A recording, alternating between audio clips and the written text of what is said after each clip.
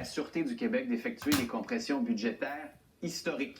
Félix, les conséquences... Fini les contraventions. Il va y avoir de nombreux postes en région qui vont disparaître. Oui, alors que le gouvernement de François Legault opère un virage vers la loi et l'ordre, le gouvernement aurait demandé à la police provinciale de couper 120 millions de dollars dans ses budgets, à couper maintenant. Alors la conséquence directe de tout ça, selon nos sources, c'est la fermeture envisagée d'une dizaine de postes auxiliaires de la Sûreté du Québec dans les régions les plus éloignées. Vous voyez, en Témiscamingue, Sainte-Terre, Radisson, Havre-Saint-Pierre, Matapédia, Grande-Vallée, New Carlisle, Saint-Félicien, Saint-Michel-des-Saints, Saint-Gabriel de Brandon, Saguenay-Tadoussac.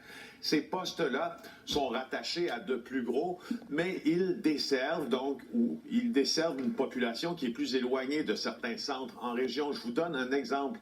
Le poste de Sainte-Terre en Abitibi-Témiscamingue est situé à 45 minutes de route s'il est fermé, du plus proche restant ouvert. Ça veut dire que les interventions d'urgence s'en trouveraient énormément mises en péril. Il y a également l'abolition de certains quarts de travail de nuit. Donc, dans certaines régions du Québec, toujours selon nos sources, il n'y aurait plus de patrouille de nuit. Ça représente un enjeu de sécurité publique, selon ces mêmes informateurs. Et ce n'est pas tout, Philippe Vincent. Okay. On allègue même dans le plan de compression que Joanne Beausoleil, la directrice de la Sûreté du Québec, va fournir au ministère de la Sécurité publique, que l'on démantèlerait la direction des crimes financiers s'occupe des enquêtes de fraude.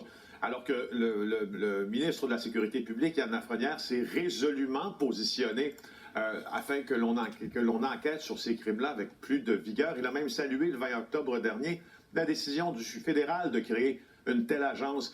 Et je passe plusieurs autres mesures, presque d'austérité, pourrait-on dire. La Sûreté du Québec entend aussi se débarrasser de 2 de ces 4 hélicoptères. Elle en possède 4, alors devra en vendre 2. Ça s'accompagne de d'autres mesures aussi qui ont été demandées il y a 2 semaines, selon nos informations, notamment absence de policiers dans les festivals d'été, absence du programme des cadets aussi, peut-être un gel d'embauche et de réduction de personnel au service des mesures d'urgence. Ça appartient tout à Mafia. Avec nous à 13h pour réagir à cette nouvelle. Merci Félix.